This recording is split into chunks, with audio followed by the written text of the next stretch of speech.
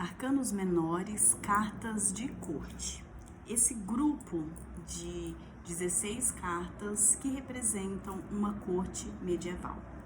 Os arcanos menores são como um mapa detalhado da nossa jornada terrena, revelando os aspectos mais práticos do cotidiano e do nosso dia a dia.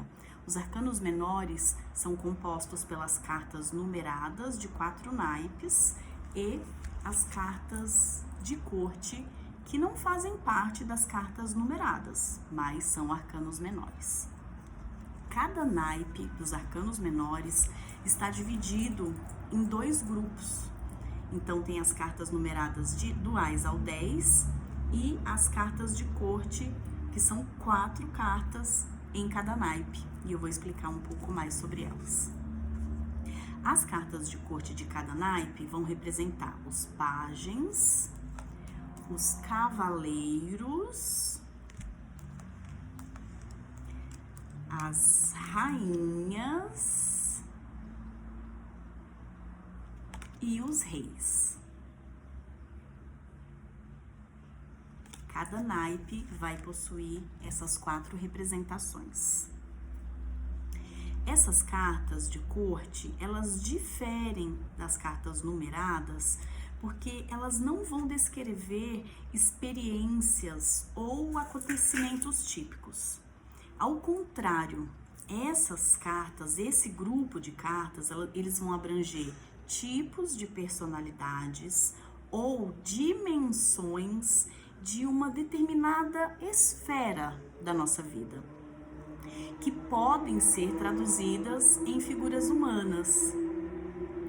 Então, embora essas cartas pareçam ser uma hierarquia, que é o nome que a gente costuma utilizar, na realidade elas têm igual valor, mas seus graus diferentes de poder mundano indicam os estágios de consolidação no mundo exterior. O Jung vai ensinar no seu livro O Homem e seus Símbolos, que é um livro bem antigo de 1964. Ele vai dizer assim: os símbolos são imagens ou termos que, embora familiares na vida cotidiana, possuem um significado mais amplo, algo vago, desconhecido ou oculto. Então, esses símbolos estão presentes em todas as cartas do tarô, inclusive nas cartas de corte. Cada uma dessas cartas tem uma lente simbólica. Podemos compreender as cartas de corte do tarô como figuras externas, mas como arquétipos da psique também, da psique, expressões de aspectos do self, que é um termo junguiano também, e diferentes estágios de desenvolvimento e de integração. Tudo isso representam as cartas de corte. Iniciando nessa jornada, falando a respeito dos pajens, que é o primeiro estágio de desenvolvimento aqui nas cartas. São pajens ou valetes. Cada um dos naipes vai ter um representante diferente aqui. Esse é o valete de paus, o valete de espadas e o valete de ouros. Os valetes são iniciantes.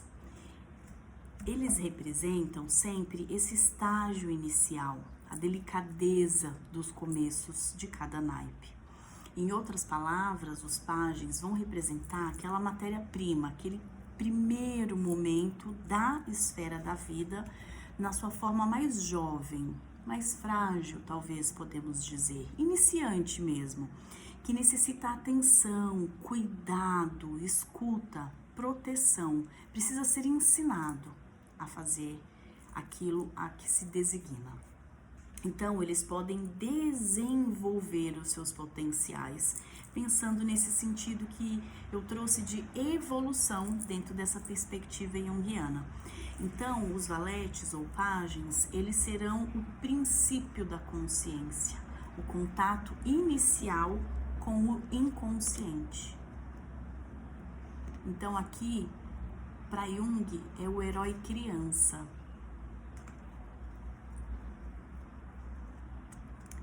Os valetes, os pajens, têm esse impulso de curiosidade, de aprender, de juventude do espírito. A criança, ela é o símbolo do futuro, de uma possibilidade de desenvolvimento maior.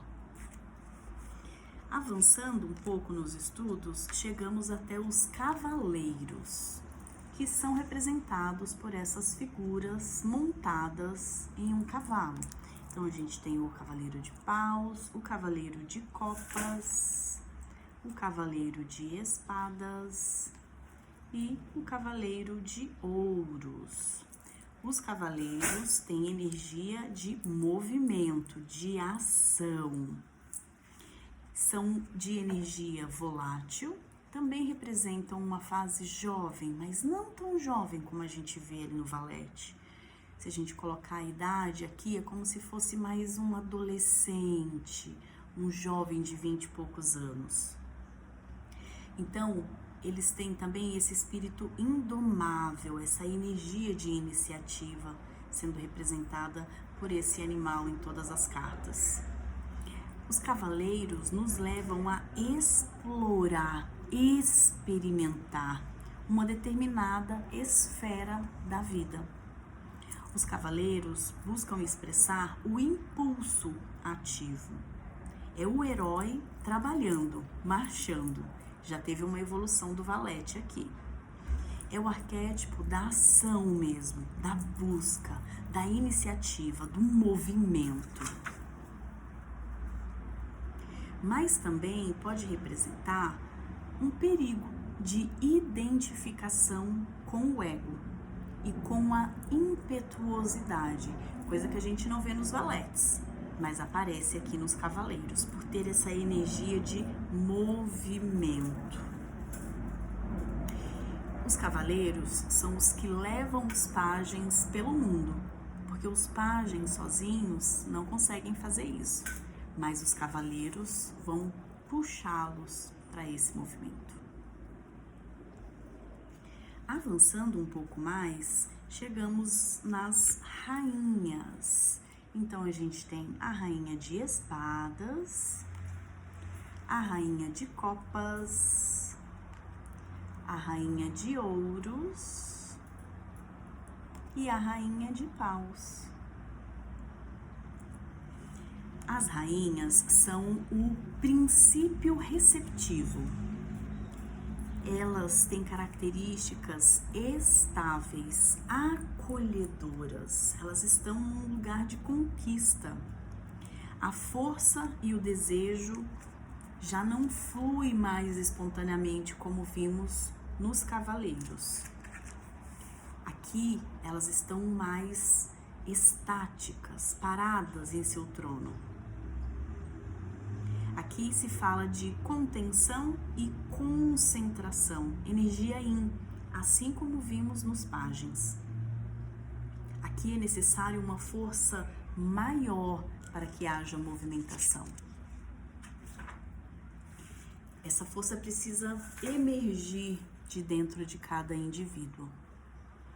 E aí é nesse estágio da rainha que os valores individuais tomam forma e se situam em figuras. Aqui tem uma referência também que no tarô tem poucas figuras femininas representadas. Então a gente tem um grupo muito importante representando essa energia yin, que na sociedade costumamos chamar de energia feminina. O Jung diz que as rainhas que têm energia ânima são as personificações de tendências psicológicas femininas na psique do homem. Assim como o ânimos vai ser essa personificação de tendências psicológicas masculinas na psique da mulher. Avançando um pouco mais nesse grupo, para a gente fechar as cartas de corte, nós temos os reis. Reis de paus, reis de copas, rei de copas, rei de ouros e rei de espadas. Aqui nos reis vemos qualidades dinâmicas, expansivas e assertivas em cada um dos naipes. Essas poderosas figuras masculinas representam a utilização total da energia nas esferas da vida ao construir e concretizar o mundo exterior. O rei simboliza o ego amadurecido, a autoridade máxima interior e a realização do princípio solar. São cartas Yang, assim como os cavaleiros. Aqui falamos de utilização total da energia da esfera da vida, onde se constrói, concretiza o mundo exterior. O símbolo do rei expressa a totalidade da personalidade, a integração do que é consciente com o que é inconsciente. No tarô, o rei não é apenas um governante externo, mas ele é o centro interior de quem alcançou essa individuação. Então, é uma carta que fala de muita maturidade no geral. Essas figuras, elas vão representar muito, essas figuras todas das cartas de corte, pensando em pajem, cavaleiro, rainha e reis, elas falam de todo um ciclo arquetípico sendo representado, sendo iniciado nos pajens, a ação de caminhar nos cavaleiros, a sabedoria interior nas rainhas e, finalmente, a integração e soberania na energia da carta do rei. Cada naipe, copas, ouros, espadas e paus, vão então utilizar esse processo de acordo com seus elementos: emoção, matéria, pensamento, energia. Cada naipe vai expressar a sua própria energia. Como essas cartas se comunicam numa tiragem? Já pensou sobre isso? As cartas de corte, elas vão expressar um aspecto de si mesmo, da pessoa que está tirando a carta, por exemplo, algum aspecto que está trazendo. Muitas vezes a carta de corte, ela vai representar uma parte da personalidade, uma atitude, uma energia mesmo, ou um papel que a pessoa está desempenhando ou evitando, talvez. Então, são cartas muito poderosas de serem estudadas e cabe aqui tirar um tempo para se aperfeiçoar um pouco mais nesse grupo de cartas dos arcanos menores, para compreender como eles se comunicam com as outras cartas numa tiragem.